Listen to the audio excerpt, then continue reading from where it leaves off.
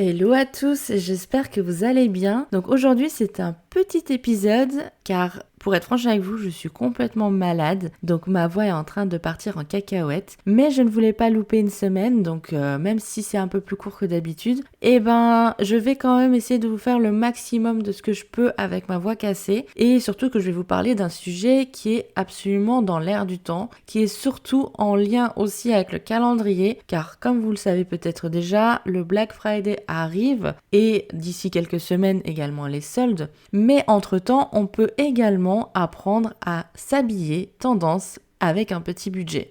Donc on n'est pas obligé d'attendre le Black Friday, on n'est pas obligé d'attendre les soldes. Là, je vais vous expliquer donc dans un court podcast, comment on peut s'habiller tendance avec un petit budget. J'espère que ce sujet va vous intéresser, car je pense surtout vu la situation actuelle de notre société, nous n'avons plus d'argent.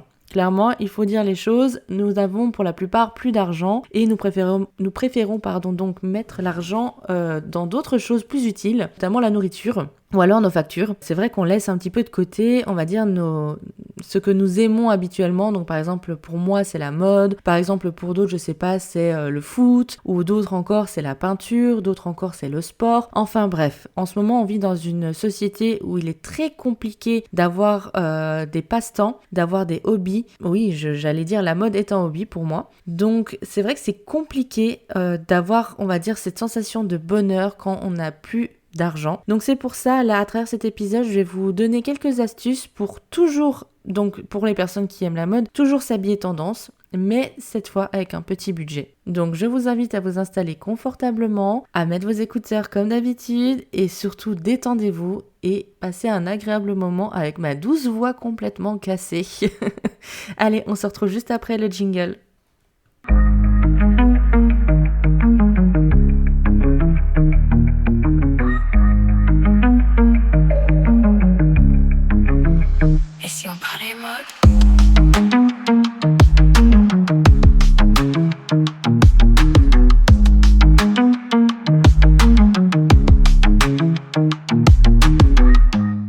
Alors, la première étape pour s'habiller tendance avec un petit budget est d'adopter une garde-robe capsule. Une garde-robe capsule, c'est une collection de vêtements essentiels et intemporels qui peuvent être facilement combinés pour créer une multitude de tenues. En investissant dans des pièces de qualité et polyvalentes, vous pouvez réduire le nombre de vêtements que vous achetez tout en restant stylé. Par exemple, optez pour des basiques comme un jean bien coupé, une chemise blanche, un blazer noir et une petite robe noire. Ces pièces peuvent être habillées ou décontractées selon les accessoires et les chaussures que vous choisissez. Des marques comme Everlane et Organic Basics proposent des vêtements de qualité à des prix abordables, parfaits pour constituer une garde-robe capsule. La deuxième étape est d'acheter d'occasion et vintage. L'achat de vêtements d'occasion et vintage est une excellente manière de rester tendance sans dépenser une fortune. Les friperies, les marchés aux puces et les boutiques en ligne comme Vinted et Depop offrent une grande variété de vêtements à des prix très abordables. De plus, acheter d'occasion est une option durable qui réduit l'impact environnemental sur la mode. Cherchez des pièces uniques et de qualité qui peuvent ajouter une touche d'originalité à votre garde-robe. Par exemple, un manteau vintage en laine ou une robe rétro peuvent devenir des pièces maîtresses de votre style. En fouillant un peu, vous pouvez trouver des trésors à des prix imbattables. Par exemple, je vous donne une petite anecdote, ça a été mon cas il y a quelques années quand j'étais encore sur Reims. J'étais avec des copines d'école où on avait envie de faire un petit tour en friperie pour voir un peu ce qu'il y avait parce que elles, c'est des adeptes de friperie et forcément, moi qui aime la mode, j'avais envie aussi de les suivre parce que je ne connaissais pas trop ce monde de la fripe, etc. Et je me suis dit, tiens, vas-y, c'est une bonne idée, on va voir ce qu'il y a. Et il se trouve qu'avec une de mes copines, on a trouvé dans un bac à l'entrée un châle Pierre Cardin à 2 €. Après avoir vérifié donc sur internet le prix réel de ce châle, j'ai été très surprise de découvrir qu'il coûtait une 60aine d'euros encore aujourd'hui, alors que c'est une pièce vintage qui date, je crois que c'était une collection des années 90. Donc voilà, c'est pour vous dire qu'en friperie, vous pouvez trouver des pépites, donc par exemple des grandes marques comme Pierre Cardin, des fois vous avez aussi des costumes Yves Saint Laurent, ce genre de marque pour vraiment très très peu cher et surtout de qualité, car maintenant dans les friperies, ils font très attention à la qualité et ils veulent pas vous vendre des produits qui traînent dans l'armoire de mamie depuis 15 ans. Ils préfèrent vraiment vous vendre des choses de qualité qui, même si c'est vintage, mais au moins que l'on puisse reporter et surtout, comme je vous l'ai dit, qu'il y ait moins d'impact sur le système de consommation, car c'est vrai qu'on achète et on jette beaucoup de choses malheureusement, alors qu'ici il y a des pièces qui sont de très bonne qualité, même si c'est un peu vieillot, même si c'est d'une collection qui date d'il y a 20 ans, 10 ans, 5 ans, 2 ans, j'en sais rien, on peut encore les porter et c'est dommage des fois d'avoir des pépites et d'avoir des très jolies choses qui partent à la poubelle. Donc c'est pour ça les friperies sont une excellente manière de rester tendance et surtout de rester tendance avec un petit budget. Et c'est là que je vous vois venir, oui mais comment rester tendance si on porte des vêtements qui sont justement vintage? Eh ben il faut savoir que dans la mode, le vintage c'est tendance justement. Car je ne sais pas si vous l'avez remarqué, mais dans toutes les collections que l'on voit aujourd'hui, ou même les collections précédentes, ou les collections que nous allons voir les prochaines saisons, ce sont que des pièces en fait qui existaient déjà auparavant et que nous réutilisons, mais d'une manière différente. Donc rien ne vous empêche de vous habiller en friperie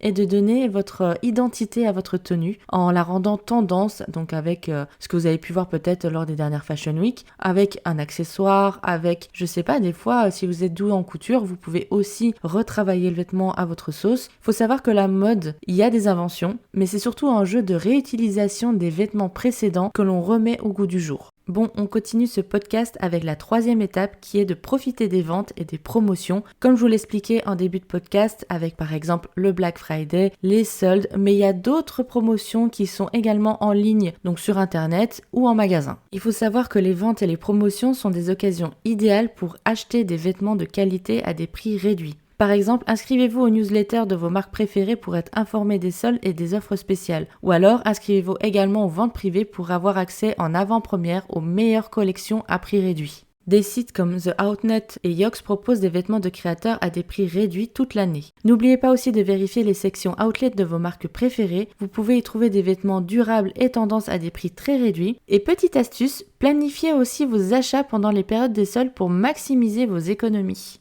Maintenant, on va passer à la 4e étape qui est de faire du troc et des échanges de vêtements. Le troc et les échanges de vêtements sont des moyens amusants et économiques de renouveler votre garde-robe.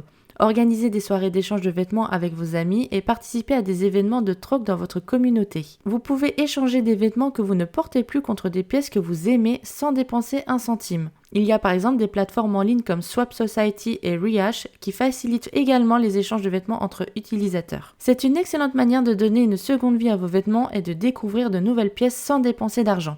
5e étape, apprenez à coudre et à customiser vos vêtements. Apprendre à coudre et à customiser vos vêtements peut vous permettre de créer des pièces uniques et tendances à moindre coût. Vous pouvez transformer des vêtements basiques en ajoutant des broderies, des patchs ou des boutons originaux. De plus, savoir coudre vous permet de réparer et d'ajuster vos vêtements, prolongeant ainsi leur durée de vie. Il y a de nombreux tutoriels en ligne et des cours de couture qui sont disponibles pour vous aider à développer vos compétences. En personnalisant vos vêtements, vous pouvez exprimer votre créativité et créer un style qui vous est propre. Et enfin, nous allons passer à la dernière étape qui est inspirez-vous des célébrités engagées dans la mode durable. Il existe de nombreuses célébrités qui montrent l'exemple en adoptant une approche durable de la mode.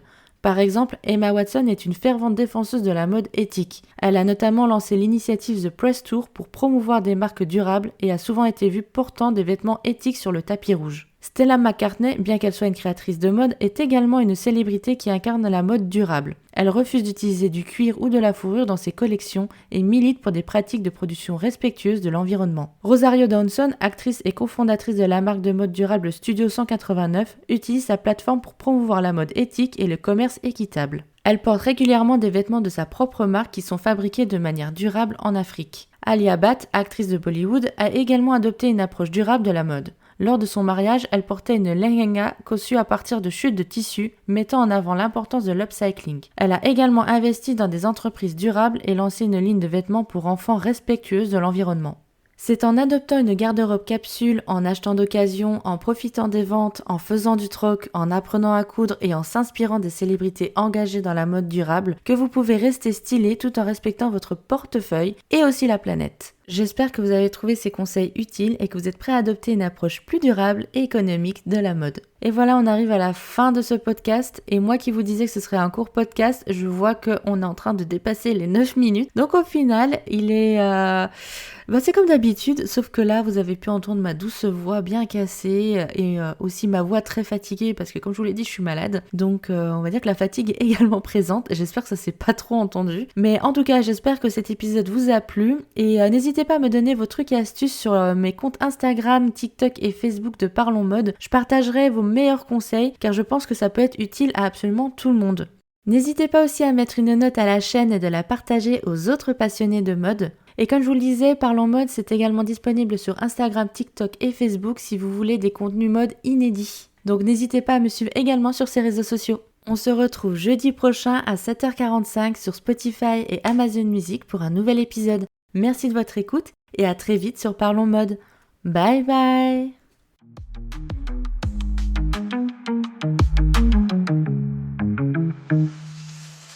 Et si on parlait mode?